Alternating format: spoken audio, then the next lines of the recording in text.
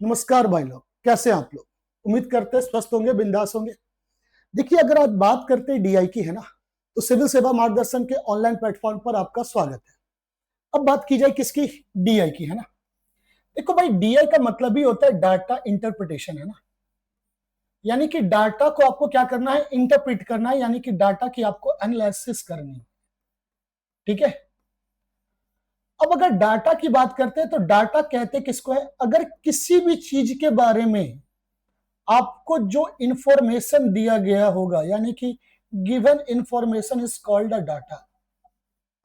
जैसे कहा जाए कि भाई अगर इस पेन की हाइट 2 सेंटीमीटर है, इसका मतलब ये इसका डाटा दिया गया इस पेन का कि भाई इस पेन की जो आपकी हाइट होगी वो कितनी होगी? 2 सेंटीमीटर।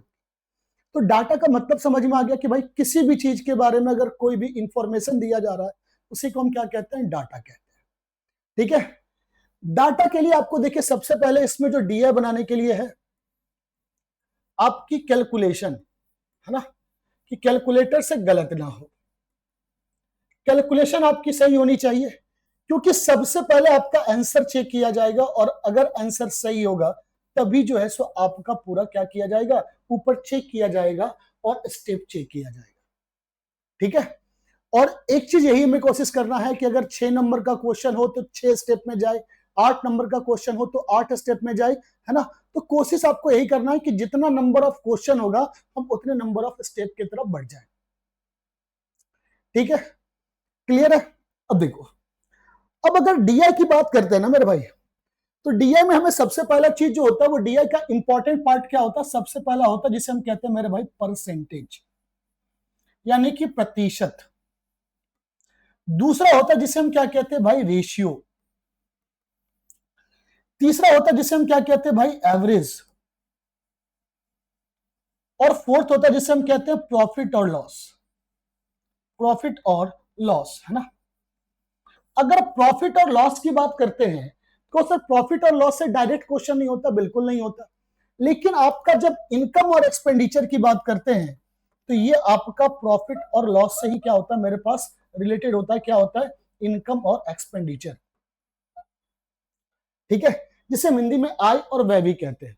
तो इनकम और एक्सपेंडिचर आपका किससे रिलेटेड होगा? प्रॉफिट और लॉस से हो जाएगा। तो सबसे पहले हमारा परसेंटेज से सबसे ज्यादा क्वेश्चन आता है, इस चीज को याद रखिएगा, है ना। लगभग लगभग अगर एक डीआई में आपके 2 क्वेश्चन तो लगभग परसेंटेज से रहते ही रहते हैं। तो हम परसेंटेज के कुछ बेसिक चीजों पे जानकारी लेते हैं कि भाई इसे करना क्या है और इसे सॉल्व करना कैसे है। अब देखो, अगर परसेंटेज की बात करते हैं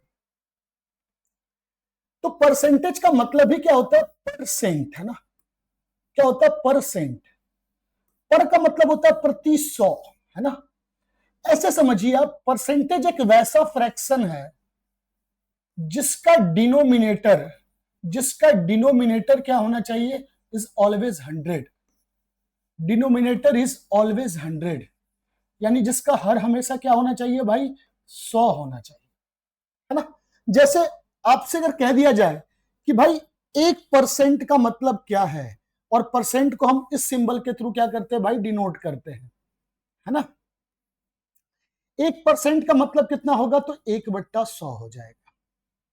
अगर 2% की बात करें तो भाई क्या हो जाएगा? 2/100 हो जाएगा। देखिए, डिनोमिनेटर 100 है या नहीं है। तो सिंपल सी बात है, आप ये समझ लीजिएगा कि भाई जब भी अगर परसेंटेज की बात कही जाए तो परसेंटेज एक ऐसा फ्रैक्शन होता है जिसके डिनोमिनेटर की वैल्यू हमेशा क्या होनी चाहिए? 100 होनी चाहिए। ठीक है।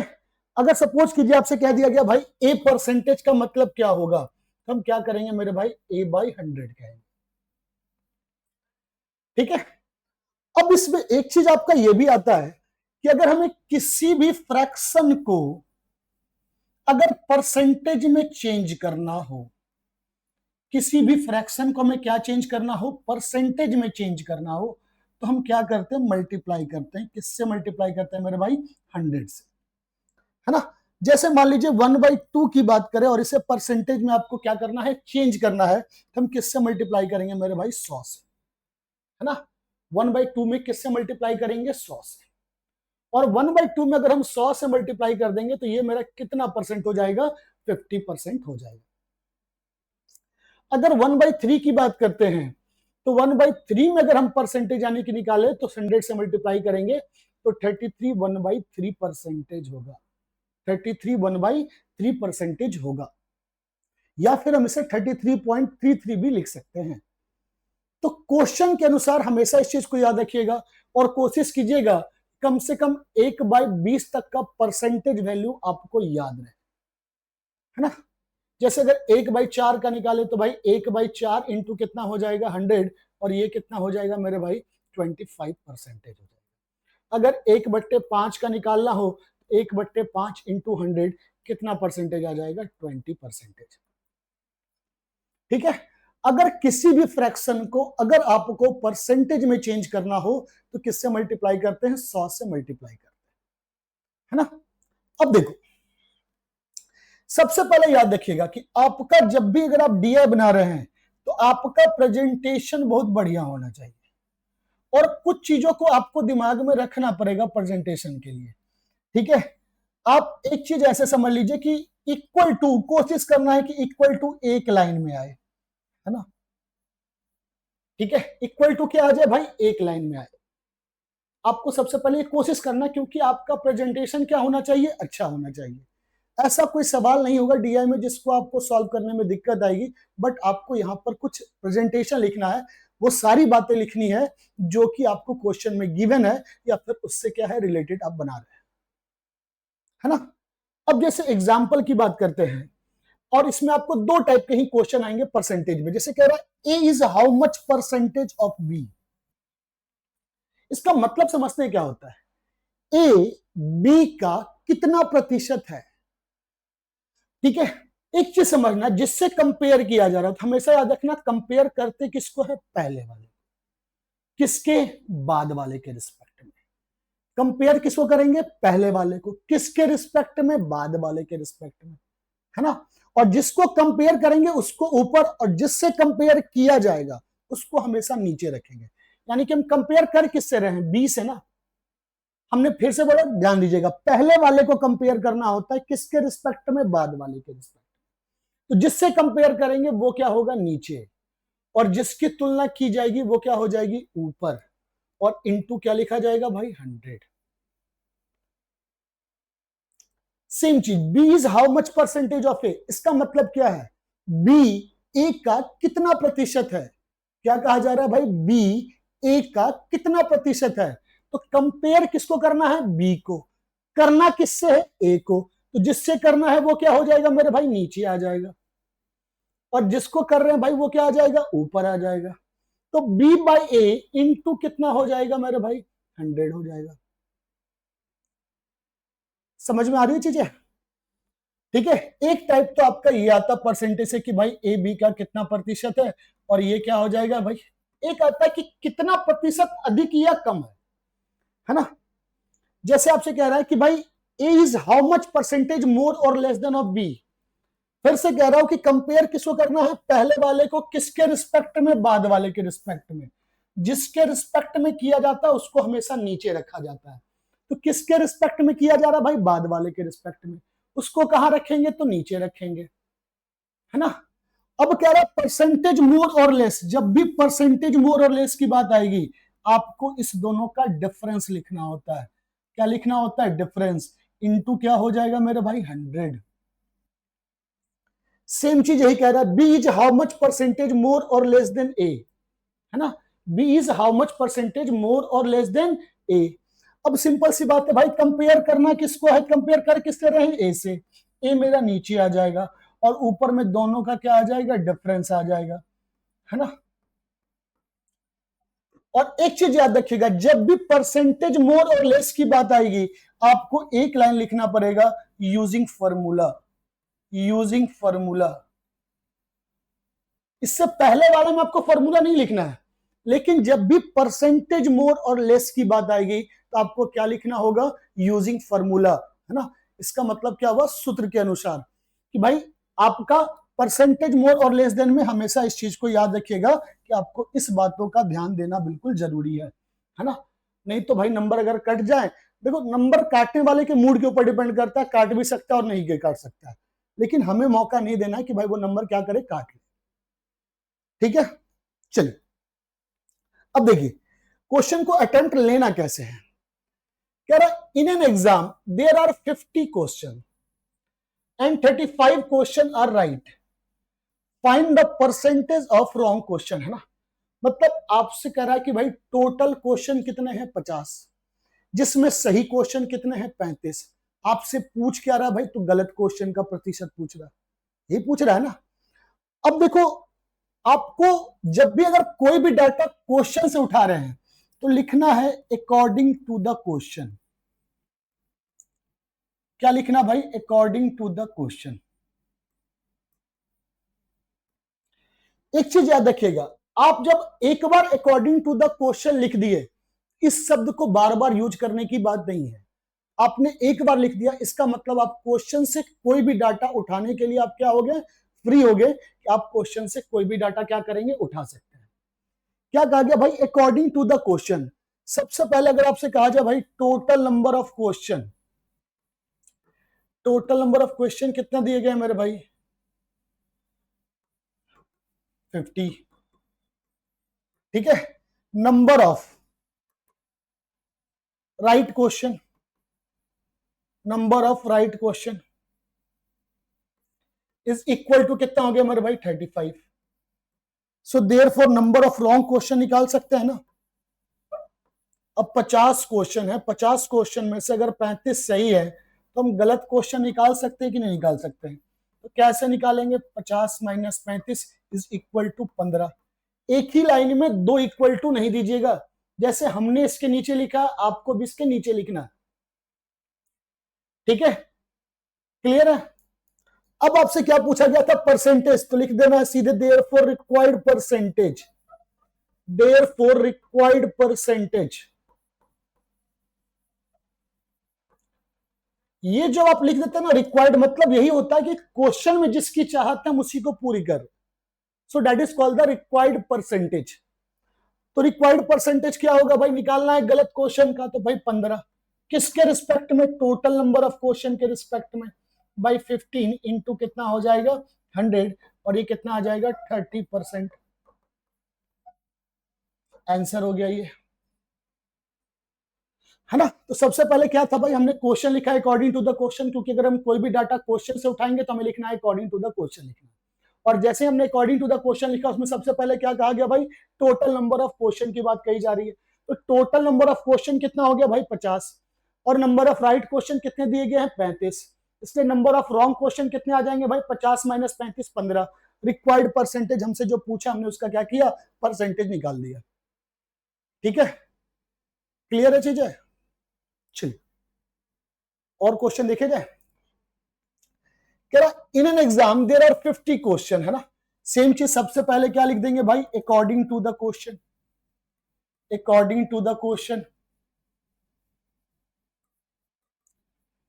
ठीक है भाई, total number of question, total number of question कितना दिया गया है आपको,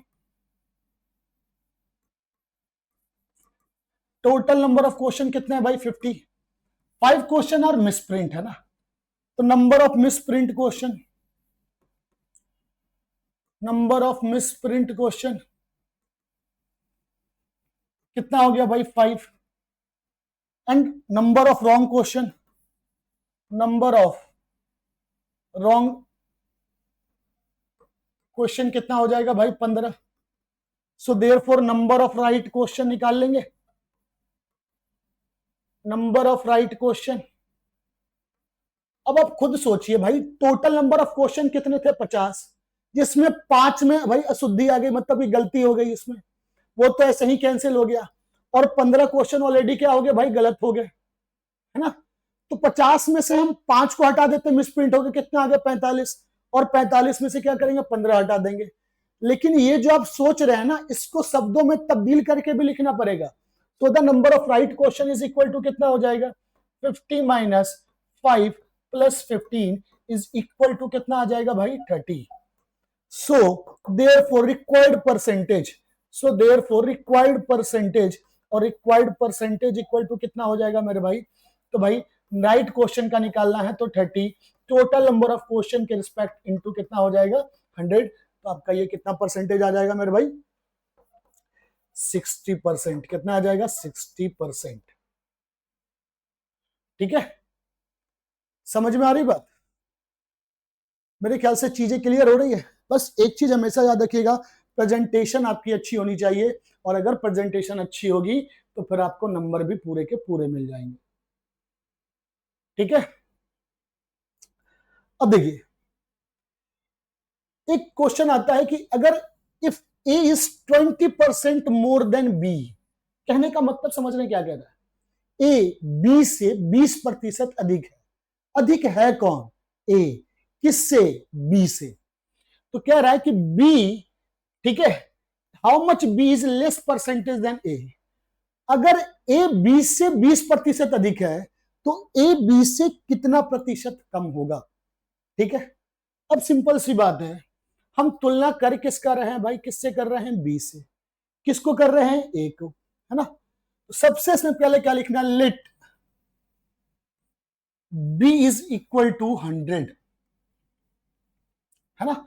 हमने बी को मान लिया 100, आप एक्स भी मान सकते हो, उसमें कोई दिक्कत नहीं है। ठीक है, अगर बी अगर 100 है तो क्वेश्चन में क्या कहा गया कि ए 20% बी से क्या है भाई? अधिक है।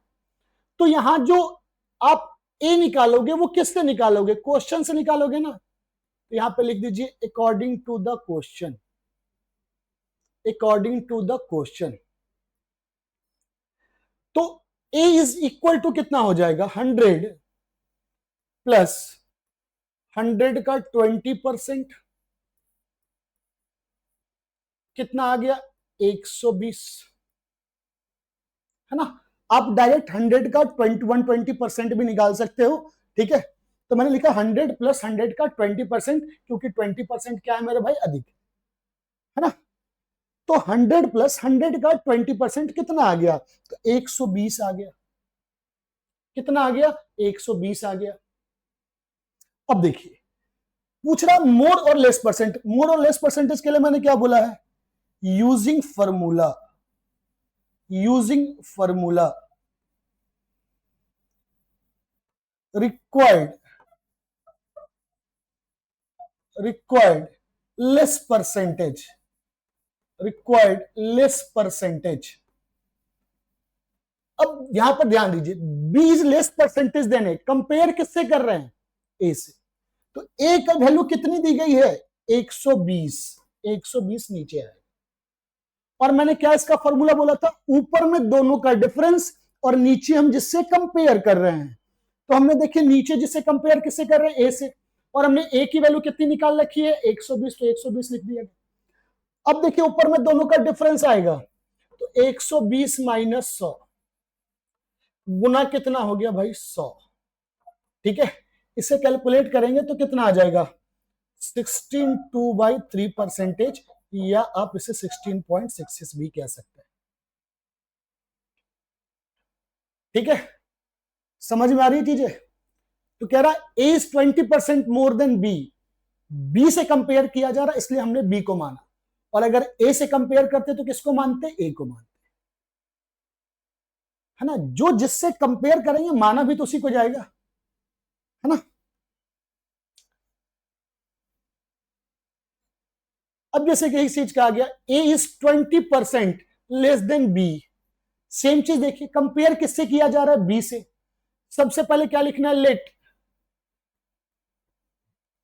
बी इज इक्वल टू क्या हो गया भाई? 100। Let B is equal to क्या हो गया? 100। अब हमें क्या कह रहा है कि ए बी से 20% कम है। तो भाई अकॉर्डिंग टू द क्वेश्चन, क्योंकि अब जो आप डाटा जो भी यूज करेंगे वो किससे यूज करेंगे? तो सर क्वेश्चन से यूज करेंगे। According to the question A is equal to क्या हो जाएगा? यहां लेस है, तो 100 माइनस 100 का 20%, है ना? तो 100 माइनस कितना आ गया भैया? 20। तो कितना आ जाएगा? 80 आ गया, है ना? अब देखिए क्या पूछ रहा है? How much be more percentage देना है। जब भी मोर और परसेंटेज के लिए मैंने क्या बोला है? लिख देना आपको पहले क्या? Using formula. Using formula required, required more percentage, required more percentage.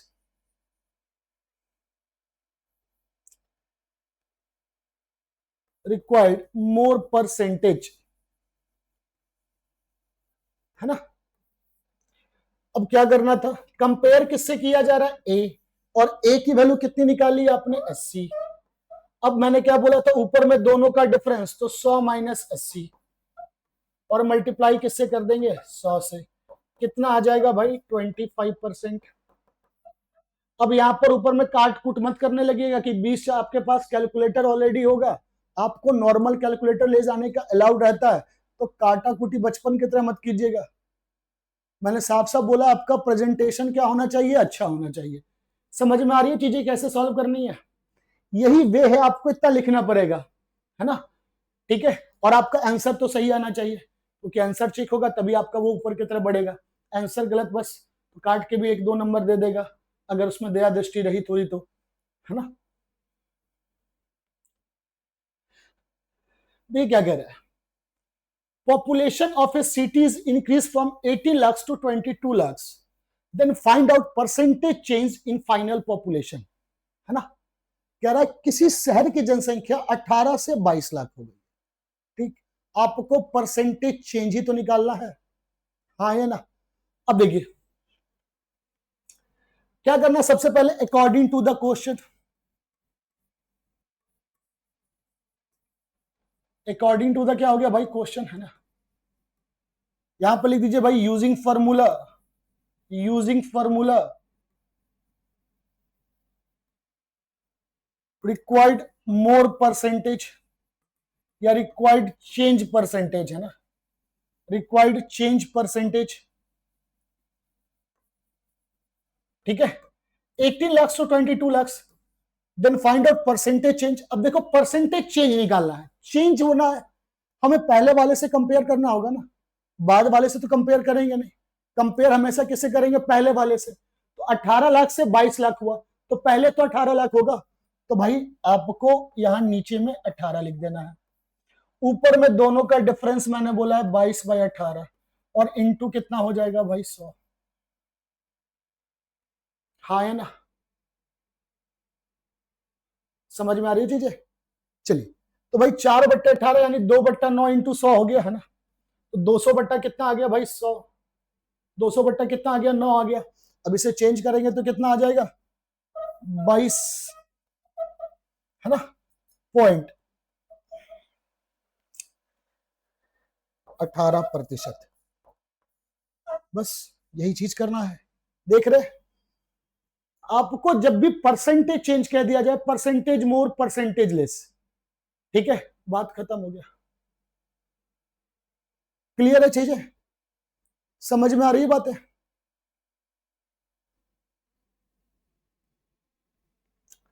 कह रहा population of a city is 700 if there is an increase of 7.14%।